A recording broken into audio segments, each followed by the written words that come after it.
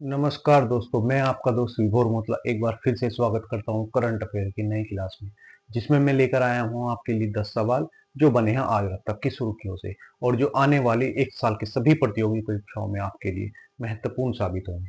तो चलिए दोस्तों, शुरू करते हैं आज की क्लास को आज के मोटिवेशन कोटेशन के साथ।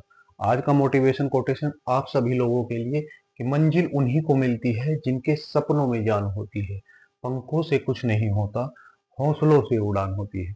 दोस्तों, मंजिल उन्हीं लोगों को मिलती है जो अपने हौसले को बनाए रखते हैं, यानी जो बुलंद हौसलों के साथ अपने लक्ष्य की ओर बढ़ते जाते हैं।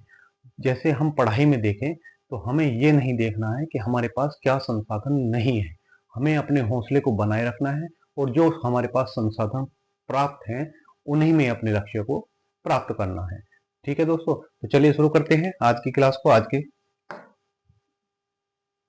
क्वेश्चन नंबर एक है आज का। अमेरिका और यूरोपीय संघ के बीच हाल ही में हुए व्यापार समझौते के तहत किस टैरिफ शुल्क पर सहमति बनी है? तो अभी क्या है, अभी यूएसए और यूएसए के राष्ट्रपति कौन है? तो डोनाल्ड ट्रंप प्लस ईयू यानी यूरोपियन यूनियन या यूरोपियन संघ, जिसकी स्थापना कब हुई? तो इसकी स्थापना 1 नवंबर 1993 को हुई और इसका हेडक्वार्टर कहाँ है? तो ब्रुसेल्स बेल्जियम की राजधानी ब्रुसेल्स में इसका मुख्यालय है। और इसमें वर्तमान सदस्य कितने हैं? तो इसमें वर्तमान सदस्य 27 देश हैं और इसकी जो हेड है, इसकी वर्तमान हेड उर्सेला वेंडोर इसकी वर्तमान हेड है। इसमें पहले कभी ब्रिटेन की शामिल हुआ करता था, लेकिन 2020 में एक घटना हुई जिसे हम ब्रेक्जिट के नाम से जानते हैं। ब्रेक्जिट 2000 ईयू में ब्रेक्जिट कब हुआ? तो ये 31 जनवरी 2020 की घटना है, जब ब्रिटेन इस संगठन से बाहर निकल गया। इस घटना को क्या नाम दिया गया? ब्रेक्जिट नाम दिया गया। और ये घटना क्योंकि ब्रिटेन के बाहर निकलने की घटना थी, तो ब्रिटेन का एग्जिट ब्रेक्जिट कहलाता है। ठीक है, तो इन दोनों के जो हेड हैं, डोनाल्ड ट्रंप और उर्सुला वेंडोर, इनकी दोनों की बैठक कहाँ हुई? तो डोनाल्ड ट्रंप का क्या है? एक फार्म हाउस है, फार्म हाउस। और फार्म हाउस कहाँ पर है? तो इनका फार्म हाउस स्कॉटलैंड में है, स्कॉटलैंड में स्थित टरबरी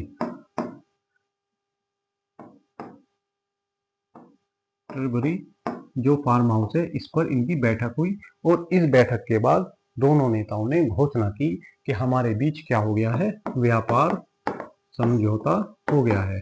व्यापार समझौता दोनों के बीच हो गया है और इसमें जो मिनिमम यानी जो न्यूनतम टैक्स रखा गया है वो 15% है। 15% टैक्स किस पर? यूरोपियन यूनियन से आने वाले सामान पर 15% टैक्स रखने की इसने बात की है, तो यूएसए ने बात की है। तो इसका ऑप्शन हो गया सी, कि ईयू से जो सामान यूएसए में आएगा उस पर यूएसए 15% टैक्स वसूलेगा। पहले ये टैक्स कितना था? तो एवरेज यानी औसत टैक्स ईयू से आने वाले सामान पर 4.8% वसूला जाता था। यानी इस समझौते में यूरोपियन यूनियन का क्या हुआ है? नुकसान हुआ है। अब मैं अगर बात करूं आपसे इस समझौते के बारे में एक लाइन में, तो मैं ये कह सकता हूं कि यूएसए ने रूस से सुरक्षा के लिए यूरोपियन यूनियन से एक रकम वसूली है और इस रकम को हम व्यापार समझौता कह सकते हैं। ऐसा मैं भी नहीं कह रहा, ये यूरोपीय देशों की भी प्रतिक्रिया इस पर आ रही है। अगर मैं आपसे इस समझौते के कुछ पॉइंट के बारे में बात करूं तो इसका पहला पॉइंट क्या होगा कि यूएसए आने वाले सामान पर कितना परसेंट टैक्स देना पड़ेगा? 15%। निर्यात टैक्स कौन वसूलेगा? तो यूएस से वसूलेगा। वसूलेगा किस पर? ईयू से आने वाले सामान पर। और इसमें क्या क्या सामान होगा? तो इसमें जो भी सामान आएगा उसमें सब पर 15% टैक्स वसूला जाएगा। सिर्फ जो कुछ वाइन शराब हैं जो फ्रांस से आती हैं उन पर टैक्स में छूट दी गई है। दूसरा क्या है? और जो यूएस से यूरोपियन यूनियन में निर्यात करेगा, मतलब यूरोपियन यूनियन को जो सामान भेजेगा को निर्यात करेगा, उसमें कुछ सामान जैसे अपना विमान हो गया, यानी कोई विमान हो गया या विमान के पार्ट हो गए, विमान के पार्ट हो गए, साथ ही कोई चयनित रासायन और प्लस ऊर्जा उत्पाद, इन सब सामानों पर ईयू कोई टैक्स नहीं वसूल सकता। यानी ये आप कहें कि फ्री ट्रेड एग्रीमेंट जैसा है यूएसए के लिए। इसमें विमान कोई भेजेगा या उसके पार्ट होंगे या चयनित रसायन होगा या रक्षा उत्पाद होंगे तो ईयू इस पर कोई टैक्स नहीं लगा सकता। ठीक है। दूसरा इसमें क्या है कि आने वाले 3 वर्षों में यूएसए क्या करेगा? तो ईयू यूएसए में लगभग 600 बिलियन डॉलर का निवेश करेगा। यानी ईयू से कहा गया है कि आपको आने वाले 3 वर्षों में मेरे यहाँ पर, मेरे देश में 600 बिलियन डॉलर का निवेश करना होगा, यानी आप मेरे यहाँ पर पैसा लगाएंगे। दूसरा क्या है? ये ईयू 750 बिलियन डॉलर जो है वो प्रति वर्ष ऊर्जा उत्पाद खरीदेगा। किससे? बिलियन डॉलर के ऊर्जा उत्पाद यूएसए से खरीदेगा। ठीक है, यूएसए से खरीदेगा। कब? इसलिए कि जिससे हम रूस पर ईयू की ऊर्जा निर्भरता कम कर सके। इसलिए ये कहा गया है कि आपको इतने बिलियन डॉलर के यहाँ से उत्पाद खरीदने हैं। इसमें क्या होगा? लिक्विड नेचुरल गैस होगी, तेल हो गया, ठीक है, या अन्य कोई भी ऊर्जा का साधन जिससे हम ऊर्जा उत्पन्न कर सकते हैं, पेट्रोल, डीजल, कोई भी चीज, वो हम 750 बिलियन डॉलर की इससे यूएसए से खरीदेंगे। इस सब में यूएसए को कितना फायदा होगा? तो इस सब से अनुमान लगाया जा रहा है कि प्रति वर्ष यूएसए टैक्स के रूप में 90 बिलियन डॉलर प्रति वर्ष यूएसए इससे वसूल कर लेगा। अगर मैं आपको बताऊं ये कितनी बड़ी रकम है, तो जो चीन है उसने पाकिस्तान में निवेश किया और one belt one road corridor बनाया, उसमें उसने 60 बिलियन डॉलर का निवेश किया है। यानी मैं आपसे कहूं कि 60 बिलियन डॉलर में पाकिस्तान को चाइना ने खरीद लिया है। तो आप देखिए 90 बिलियन डॉलर कितनी बड़ी रकम है जो प्रति वर्ष यूएसए ईयू से आने वाले सामान पर लगाएगा, ठीक है, टैक्स के रूप में वसूलेगा। तो अब ये क्या समझौता है? ये समझौता किस लिए किया गया है? जो यूक्रेन में युद्ध चल रहा है, किसका? रूस और यूक्रेन का, उसमें यूक्रेन की सुरक्षा की गारंटी के रूप में ये वसूला गया है। ठीक है, तो ये हो गया क्वेश्चन हमारा 1। चलिए अब देखते हैं। तो ये रहे हमारे यूएसए के राष्ट्रपति डोनाल्ड ट्रंप और उर्सुला वॉन डर लेयन। दो देश महाशक्तियों के बीच में क्या हुआ है? ये समझौता पर हस्ताक्षर हुए हैं। ईयू के बारे में मैंने आपको बता दिया, 27 देशों का संगठन है, 27 देशों का संगठन है, ठीक है, 27 अमीर देशों का संगठन आप बोले। और यूएसए, इन्होंने क्या किया है? इनसे व्यापार समझौते पर हस्ताक्षर किया है। इसके नीचे वाला देश कौन सा है? मैक्सिको, यानी इसकी दक्षिण सीमा किससे मिलती है? मैक्सिको। और उत्तर वाली सीमा कनाडा से मिलती है। कनाडा से 49 डिग्री नॉर्थ अक्षांश पर, और यहाँ सर रियो डी ग्रांडे नदी इसकी सीमा बनाते हैं। इसकी राजधानी वॉशिंगटन डीसी इसकी राजधानी है। चलिए देखते हैं क्वेश्चन नंबर 2। अच्छा, उससे पहले रिवीजन के कुछ क्वेश्चन हम एक बार देख लेते हैं। हाल ही में वैश्विक पर्यटन के भविष्य के आकार देने के लिए टूरिस्ट की शुरुआत किसने की है? तो जो हमारा सऊदी अरब है उसने शुरुआत की है। किसने? सऊदी अरब ने ये शुरुआत की है। हाल ही में टाटा और एयरबस द्वारा भारत की पहली निजी हेलीकॉप्टर असेंबली लाइन कहाँ स्थापित की जाएगी? तो बड़ौदा, गुजरात में इसकी स्थापना की जाएगी। संयुक्त राष्ट्र अंतर्राष्ट्रीय शांति सैनिक दिवस कब मनाया जाता है? यानी अंतर्राष्ट्रीय शांति सैनिक दिवस कब मनाया जाता है? तो ये 29 मई को मनाया जाता है। वित्त वर्ष 2024-25 में भारत के कोयला आयात में कितने प्रतिशत की गिरावट दर्ज की गई? तो 78% की गिरावट दर्ज की गई, यानी 78% लगभग। या हम क्या करते हैं, अब कम कोयला विदेशों से मंगाते हैं, सॉरी भेजते हैं। चलिए अब देखते हैं क्वेश्चन नंबर 2 है हमारा। हाल ही में प्रधानमंत्री नरेंद्र मोदी ने किस ऐतिहासिक व्यक्तित्व के सम्मान में स्मारक सिक्का जारी किया? मैंने कल आपको बताया था कि हमारे जो पीएम मोदी जी हैं वो तमिलनाडु की यात्रा पर है। तमिलनाडु की यात्रा पर है और तमिलनाडु की यात्रा में मैंने कल आपको बताया था कि इन्होंने तूतीकोरेन एयरपोर्ट का टर्मिनल 2 का उद्घाटन किया। टर्मिनल 2 का उद्घाटन किया।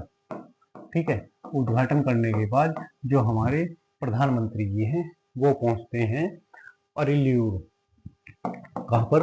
अरिलायूर में पहुंचते हैं। अरिलायूर जिला कहां पर है? तो तमिलनाडु का जिला है। और इसमें तमिलनाडु के जिले में ये पहुंचे हैं गंगईकोंडा चोलपुरम में। कहां पर? गंगईकोंडा चोलपुरम यहाँ पर पहुंचते हैं और यहाँ पर पहुंचकर एक उत्सव में भाग लेते हैं। एक उत्सव में इन्होंने क्या लिया? भाग लिया। और इस उत्सव का नाम क्या है? इस उत्सव का नाम है आदि तिरुवर्थीरे। आदि तिरुवर्थीरे, ये उत्सव में इन्होंने भाग लिया। और ये उत्सव किस लिए मनाया जाता है? तो ये भगवान शिव को समर्पित क्या है? भगवान शिव को समर्पित या भगवान के शिव की समर्पित क्या है? ये एक उत्सव कहां पर मनाया जाता है? तो तमिलनाडु में मनाया जाता है। इस बार इस उत्सव में जो हमारे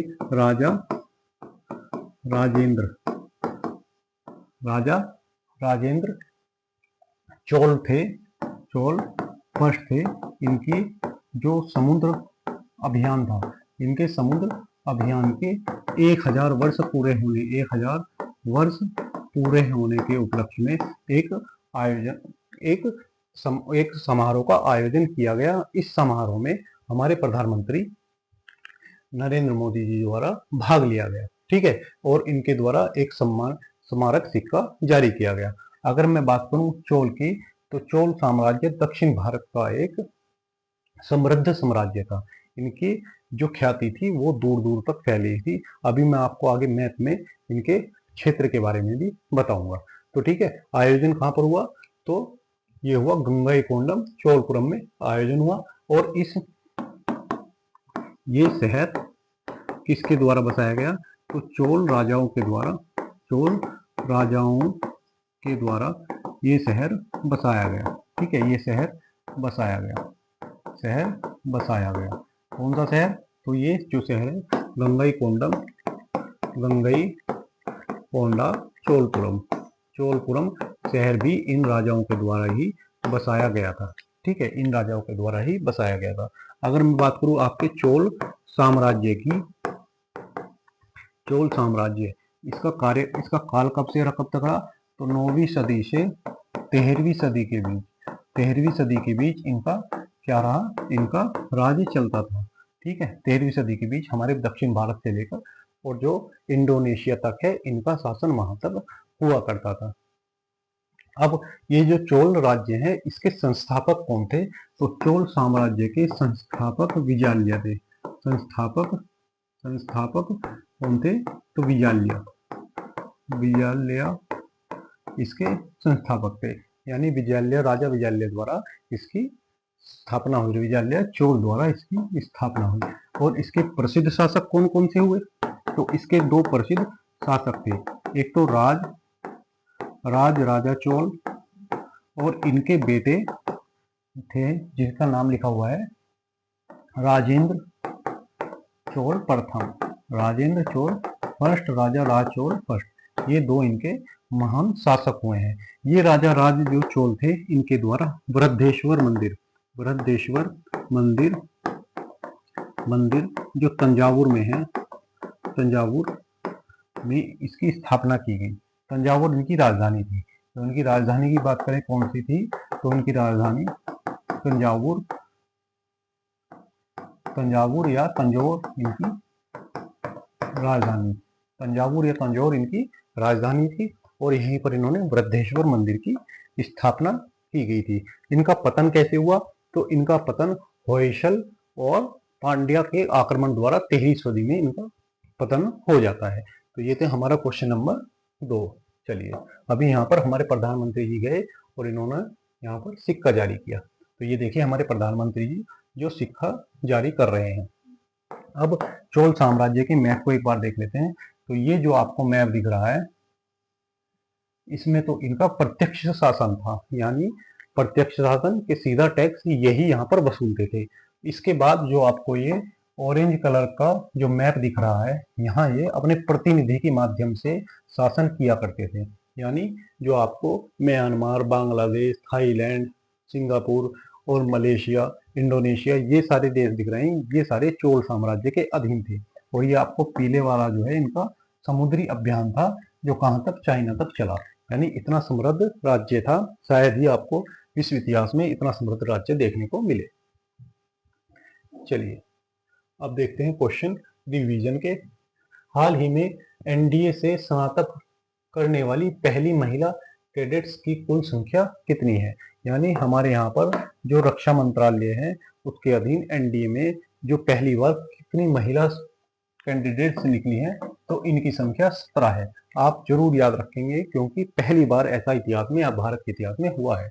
हाल ही में पुर्तगाल का नया प्रधानमंत्री किसे चुना गया है? तो पुर्तगाल के नए प्रधानमंत्री लुइस मोंटेग्रो हैं। लुइस मोंटेग्रो यहाँ के प्रधानमंत्री चुने गए हैं। 2024 में एशिया प्रशांत और पश्चिमी एशिया के 10 हवाई अड्डों में इंदिरा गांधी अंतर्राष्ट्रीय हवाई अड्डे को कौन सा स्थान मिला है? तो इनको 10वां स्थान मिला है। ठीक है, 10वां स्थान इनको दिया गया है। हाल ही में नॉर्वे शतरंज 2025 टूर्नामेंट में डी गुकेश ने किस दिग्गज खिलाड़ी को हराया? तो मैग्नस कार्लसन को इन्होंने हराया है। वैसे मैग्नस कार्लसन ये टूर्नामेंट जीत गए, लेकिन डी गुकेश ने इनको हरा दिया। चलिए अब देखते हैं क्वेश्चन नंबर 3। हाल ही में तुर्की ने किस गैर परमाणु बम का अनावरण किया है जिसे दुनिया का सबसे शक्तिशाली गैर परमाणु बम बताया जा रहा है? अभी क्या किया है? जो हमारा तुर्की है, तुर्की जो यूरोप प्लस एशिया दोनों में स्थित है, एशिया दोनों देशों में स्थित है, दोनों महाद्वीपों में स्थित है, महाद्वीपों में स्थित है। ठीक है, इसने क्या किया है? इसने एक बम गैर परमाणु, यानी जिसमें परमाणु ईंधन ना हो,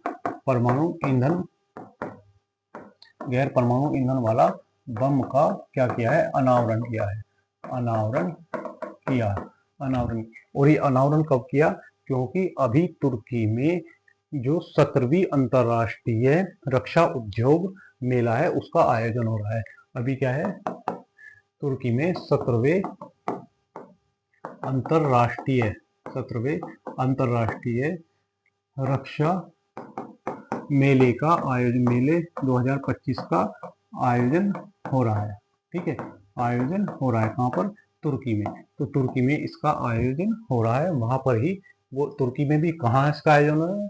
तो इस्तांबुल में, इस्तांबुल तुर्की में इसका आयोजन हो रहा है। ठीक है, इस्तांबुल तुर्की में एक मेले का आयोजन हो रहा है, उसमें इन्होंने इस बम का अनावरण किया है। और इस बम में बताया जा रहा है कि ये गैर परमाणु यानी परमाणु बम के अलावा दूसरा सबसे शक्तिशाली बम है, समझे। यानी विश्व में इससे शक्तिशाली बम नहीं है अगर परमाणु हथियारों को छोड़ दिया जाए, ऐसा दावा किया जा रहा है।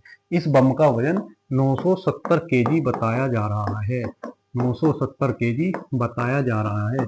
और जो एमके सीरीज के बम है, एमके सीरीज के बम से ये 3 गुना अधिक शक्तिशाली है, 3 गुना अधिक शक्तिशाली है, 3 गुना अधिक शक्तिशाली बम है। अगर मैं इस बम की बात करूं तो ये कैसा बम है, तो ये फ्रिगमेंटेशन, कैसा, फ्रिगमेंटेशन, फ्रिगमेंटेशन का क्या मतलब होता है कि विखंडित, विखंडन जो होता है ना, फूट जाना, तो इसको बोलते हैं फ्रिगमेंटेशन आधारित थर्मोबैरिक हथियार है। तो फ्रिगमेंटेशन आधारित थर्मोबैरिक हथियार है। अब ये आप बोलेंगे थर्मोबैरिक क्या होता है, तो थर्मोबैरिक, मान लो इसने क्या किया, ये फटा और इसने एक बादल बना दिया, किसका, रासायन का या अन्य तत्वों का, और ये 1 किलोमीटर क्षेत्र में फैल गया। फिर इस बादल में क्या करता है, बादल में आग लग जाती है, बादल में आग लग जाती है और तापमान जो है कितना पहुंच जाएगा, तो तापमान 3000 डिग्री सेल्सियस पहुंच जाता है। यानी 1 किलोमीटर के क्षेत्र में ये 3000 डिग्री का टेम्परेचर उत्पन्न कर सकता है। और इस टेम्परेचर में ये जो तापमान है, इसमें कंक्रीट और जो अपना लोहा है ये भी पिघल सकते हैं, ऐसा बताया जा रहा है। मतलब उस क्षेत्र में कुछ नहीं बचेगा, जब लोहा और कंक्रीट ही पिघल जाएंगे तो आदमी की तो हैसियत ही का है। तो ये बम किसने अभी निकाला है, या उसका अनावरण किसने किया है, तो तुर्की ने इसका अनावरण किया है। और इसके आप डिजाइनर, कभी कोई पूछ ले तो इसके डिजाइनर कौन है, तो इसके डिजाइनर नीलूफर कुजलू, नीलूफर इसके जो डिजाइनर है, नीलूफर कुजुल इसके डिजाइनर है। और इन्होंने बताया है कि ये जो विस्फोट है इसमें 10,000 नियंत्रित कण हैं जो बादल बनाकर क्या करेंगे, वहां पर टेम्परेचर को बढ़ा देंगे। ठीक है, इसको F-16, इसको अभी F-16 फाइटर द्वारा गिराया जा रहा है। F-16 जो अमेरिकी द्वारा बनाया गया एक विमान है, उसके द्वारा अभी इसको गिराए जाने की बात चल रही है, मतलब इसके द्वारा। और F4 फैंटम बॉम्बर, इनके द्वारा ये गिराया जाएगा। और आगे कहा जा रहा है कि इसे ऐसा वर्जन भी इसका डेवलप किया जा रहा है जिससे हम ड्रोन के द्वारा भी इसको गिरा सके। तो तुर्की ने एक बड़ी कारनामा किया है जिसमें इन्होंने ये बम का अनावरण किया है। चलिए, तो ये बम है जिसको आप देख सकते हैं, MK-84 गाजब। तो इसका नाम भी आप लिखेंगे, क्या नाम है इसका, तो इसके ऑप्शन में नाम है गजेप, गजेप इसका नाम है, तो ऑप्शन हो गया सी। चलिए, अगर मैं बात करूं आपसे तुर्की की, तो मैं आपको पिछले वाले मैप में तुर्की का, देखिए इसमें आपको मैं तुर्की के बारे में बता देता हूँ, शायद वहां पर मैप लगाना हम भूल गए। तो ये हो गया तुर्की। अपने भारत से अगर हम पश्चिम की ओर चलेंगे तो हमें तुर्की यहाँ पर दिखाई देता है, जो हमारे रेशम मार्ग में भी पड़ता था। ठीक है, यहाँ पर, यहाँ से इधर एशिया, और इसका छोटा सा भाग ये यूरोप में आता है, यूरोप में आता है। तुर्की,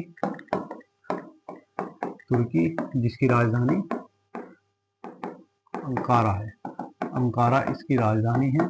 इसकी मुद्रा क्या है, तो लीरा इसकी मुद्रा है। इसका उपनाम यूरोप का मरीज, यूरोप का मरीज इसका उपनाम है। और रूस के साथ, रूस और तुर्की दो ऐसे देश हैं जो दो महाद्वीपों में है, यूरोप और एशिया दोनों महाद्वीपों में दो देश हैं, तुर्की और रूस। तो ये हो गई जानकारी आपको तुर्की के बारे में। चलिए, तो ये क्वेश्चन हमारा 3। अब इसके रिवीजन क्वेश्चन देख लेते हैं। हाल ही में मिस वर्ल्ड 2025 का खिताब किसने जीता है, तो मिस वर्ल्ड जिसका तो नाम आपको याद होगा, उपल सुचाता, ओपला सुजाता जो है अभी इस साल मिस वर्ल्ड चुनी गई हैं। हाल ही में आईपीएल में 300 छक्के लगाने वाले पहले बल्लेबाज कौन बने हैं? तो रोहित शर्मा जी 300 छक्के लगाने वाले बल्लेबाज बने हैं। हाल ही में भारत का पहला जिला कौन सा है जिसने अपनी संपूर्ण विद्युत मांगे सौर ऊर्जा से प्राप्त की हैं? तो दीव ऐसा है जिसने अपनी सारी मांगे किससे प्राप्त की हैं? सौर ऊर्जा से प्राप्त किए। हाल ही में चीन का कौन सा अंतरिक्ष मिशन लॉन्च हुआ? तो तियानवेन अभी मिशन लॉन्च हुआ था। चलिए अब देखते हैं क्वेश्चन नंबर 4। क्वेश्चन नंबर 4 है अंतरराष्ट्रीय बाघ दिवस हर साल किस दिन मनाया जाता है? तो अभी हाल ही में WWF यानी world wild life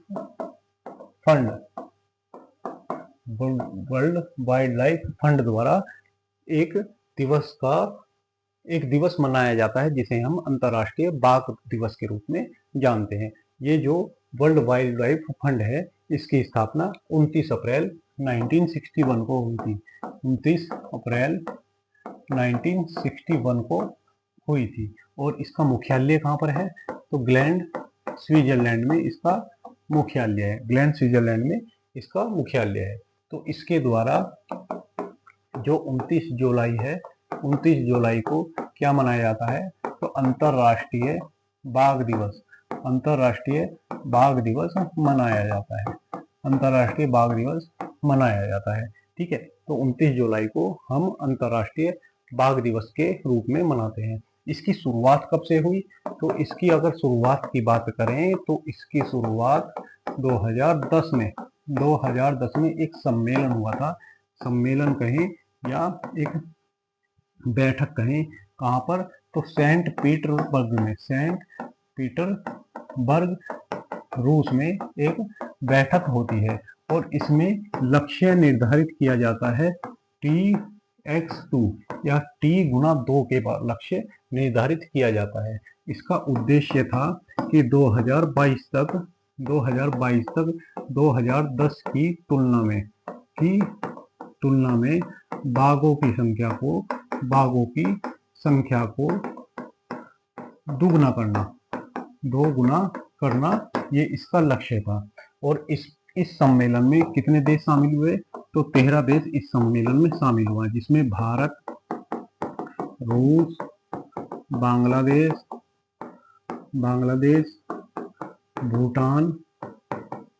Bhutan, Nepal, Malaysia, ये सब देश इसमें शामिल थे।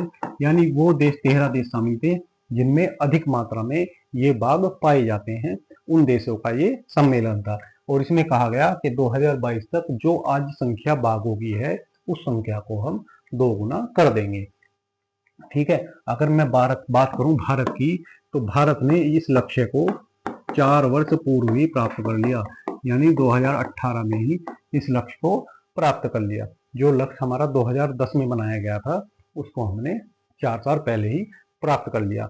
अगर मैं बात करूं भारत की, तो भारत में वर्तमान में 58 टाइगर रिजर्व हैं। टाइगर रिजर्व कितने हैं? तो 58 है। और जो 58वां टाइगर रिजर्व है वो है माधवगढ़ NP का टाइगर रिजर्व 58वां टाइगर संरक्षित आरक्षित क्षेत्र घोषित किया गया है। वर्तमान में भारत में कितने टाइगर हैं? तो विश्व की कुल संख्या का 75% बाघ कहाँ है? भारत में पाए जाते हैं। और वर्तमान में कितने हैं? तो ये 3960 टाइगर कहाँ पर हैं? तो भारत में 3960 टाइगर अभी पाए जाते हैं। यानी भारत में जो विश्व की कुल बाघों की संख्या है उसका 75% भारत में ही पाया जाता है। और नवीनतम रिजर्व कौन सा है? तो नवीनतम रिजर्व इसका माधवगढ़ है। ठीक है, तो ये हो गया हमारा क्वेश्चन। ठीक है, तो ये हमारा क्वेश्चन हो गया 3682। ठीक है, ठीक, तो हमारा ये क्वेश्चन हो गया क्वेश्चन नंबर 4। अगर मैं बात करूं और दिवस, जो जुलाई के कुछ महत्वपूर्ण दिवस हैं जुलाई के दिवस के बारे में। तो 1 जुलाई को हम कौन सा दिवस मनाते हैं? तो 1 जुलाई को जीएसटी, सीए, एसबीआई और राष्ट्रीय चिकित्सा दिवस यानी डॉक्टर डे भी मनाते हैं। 2 को हम अंतर्राष्ट्रीय सहकारिता दिवस मनाते हैं। 4 जुलाई को हम यूएसए स्वतंत्रता दिवस के रूप में मनाते हैं, यानी यूएसए को आज़ादी इस दिन मिली थी। उसके बाद 11 को हम विश्व जनसंख्या दिवस मनाते हैं। इस दिन हमारी जनसंख्या कितनी हुई?